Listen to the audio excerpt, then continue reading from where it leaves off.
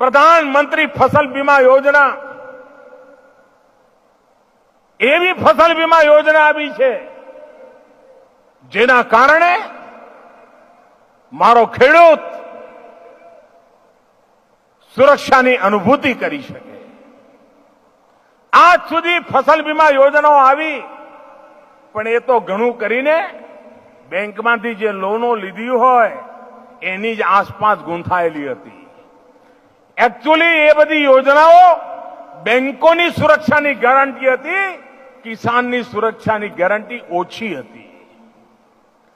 પ્રધાનમંત્રી ફસલ બીમા યોજના એવી યોજના ભારત સરકાર લાવી છે જેમાં ખેડૂતે 100 રૂપિયાનું પ્રીમિયમ હોય તો માંડ 2 કે 5 રૂપિયા ખેડૂતે આપવાના છે. 95 થી 98 રૂપિયા ભારત સરકાર આપવાની છે, રાજ્ય સરકાર આપવાની છે. પહેલા વીમો ઉતરે તો આખા જિલ્લાનો હિસાબ લેતા હતા. હવે ગામે ગામનો હિસાબ લઈ શકાશે. જિલ્લા આખામાં વરસાદ સરસ પડ્યો હોય પણ 5 ગામમાં ના પડ્યો હોય તો એ વીમાના હકદાર બનશે, એવી વ્યવસ્થા કરી છે. પહેલા પાણી ભરાઈ જાય તો પાક વીમો નહોતો મળતો. હવે પાણીના ભરાવાથી નુકસાન થાય એનો પણ પાક વીમો મળશે. માની લો કે ખેડૂતે જૂન મહિનામાં વરસાદ આવશે આશાએ ખેતર ખેડીને તૈયાર કરી દીધું હોય, મોંઘા ભાવના બીજ લાવી દીધા હોય, મજૂરો લાવવાનું નક્કી કરી દીધું હોય, બધું ગોઠવાઈ ગયું હોય. જૂન મહિનો જાય વરસાદ ના આવે,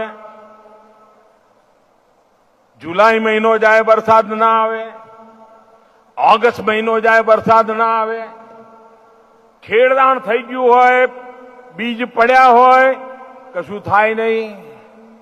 હવે મને કહો કે આમાં ખેડૂત શું કરે?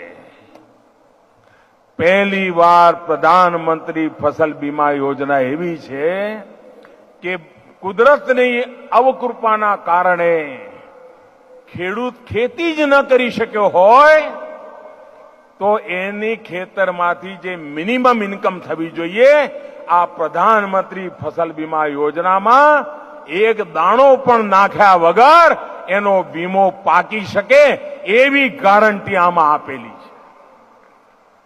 ઘણીવાર પાક ખરાબ થઈ જાય અને કડા પડ્યા હોય તો વીમો પાકે. અતિશય વરસાદ આવી ગયો હોય અને ઊભો પાક બરબાદ થાય તો વીમો પાકે. પણ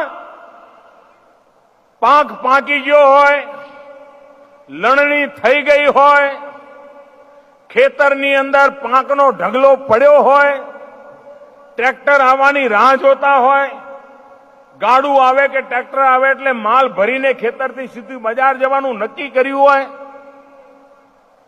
આજકાલમાં જવાનું જ હોય, ખેડૂત ખુશ હોય, ઢગલા થયા હોય, અનાજના પાક પાક્યો હોય. વીમાની પહેલાની પદ્ધતિ એવી હતી કે બસ પાક પાકી ગયો એટલે હવે પૂરું. અમે પ્રધાનમંત્રી ફસલ બીમા યોજના એવી લાયા છીએ કે પાક પાકી ગયો હોય, ખેતરમાં ઢગલો પડ્યો હોય અને લણણી કર્યા પછી પાકનો ઢગલો પડ્યો હોય અને બજારમાં જવાની તૈયારી ચાલતી હોય અને 15 દિવસમાં જો કરા પડે, વરસાદ આવે, આંધી આવે અને એ પાકેલો પાક પણ બરબાદ થઈ જાય તો પ્રધાનમંત્રી ફસલ બીમા યોજનામાં એમાં પણ પૈસા મળે.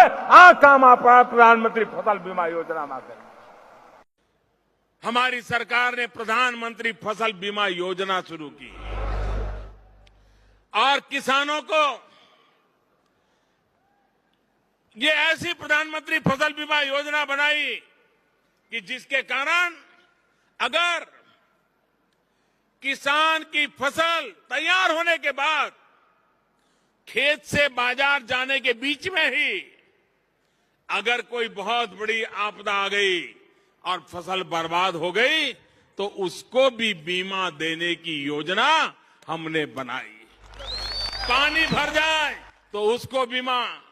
अरे किसान खेत में बुआई कर दें, शोइंग कर दें और सोचता है कि 15 जून को बारिश आएगी, 20 जून को आएगी, जुलाई में आएगी, अगस्त में आएगी, लेकिन बारिश नहीं आई।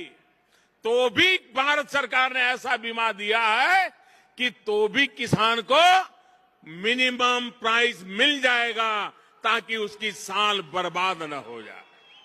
भाइयों बहनों, आज किसानों को जो फसल के बीमा का पैसा मिल रहा है, अकेले कर्नाटक में 11,000 करोड़ रुपया अगर भारत सरकार ने 10,000 करोड़ का भी अगर पैकेज घोषित कर दिया होता किसानों का, तो यहां पर वाहवाही होती।